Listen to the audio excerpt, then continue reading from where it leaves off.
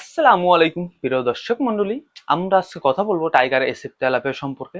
Tiger SF তেলাপিয়াটা আপনি কিভাবে ব্যবহার করবেন, কিভাবে খাবার প্রদান করবেন এবং এটার কিভাবে চাষ পদ্ধতি টোটাল একটি ছোট্ট একটি কম্বো প্যাক হিসাবে আমরা আজকে কথা বলবো। চলুন আর দেরি না করে আমরা মূল কথায় চলে যাই। মূল কথাটা হচ্ছে এটাই যে টাইগার এসএফ তেলাপিয়া খায় কম বাড়ে বেশি এবং দ্রুত বর্ধনশীল হওয়ায় এটা আপনাকে দ্রুত লাভ নিয়ে এসে দিতে পারে। প্রতি 3 মাসে 3 থেকে 3.5 মাসে বা 4 মাসের মধ্যে আপনি 3 থেকে 350 গ্রাম বা 400 গ্রাম প্লাস আপনি মাছের গ্রোথটা আসে পার পিসে। তো এটার জন্য আপনি প্রথমে আপনাকে খাবার ব্যবস্থাপনা ঠিক রাখতে হবে। খাবার ব্যবস্থাপনা আপনাকে 25 থেকে 35% বা 40% হাই প্রোটিন যুক্ত খাবার ব্যবহার করতে হবে এবং আপনাকে মাছের পোনাটা অবশ্যই একটি বিশ্বাসযোগ্য একটি প্রতিষ্ঠান থেকে সংগ্রহ করতে হবে।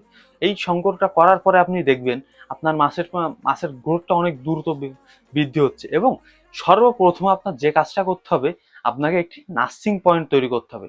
নার্সিং পয়েন্ট তৈরি করার পরে এই নার্সিং পয়েন্টটি আপনি 30 থেকে 35 দিন বা 40 দিনে আপনার টাইগার এসএফ তেলাপিয়াটা 50 থেকে 60 কেজিতে চলে আসবে। তো আর আমরা নার্সিং পয়েন্ট নিয়ে অন্য একটি ভিডিওতে কথা বলবো। আল্লাহ হাফেজ, আসসালামু আলাইকুম।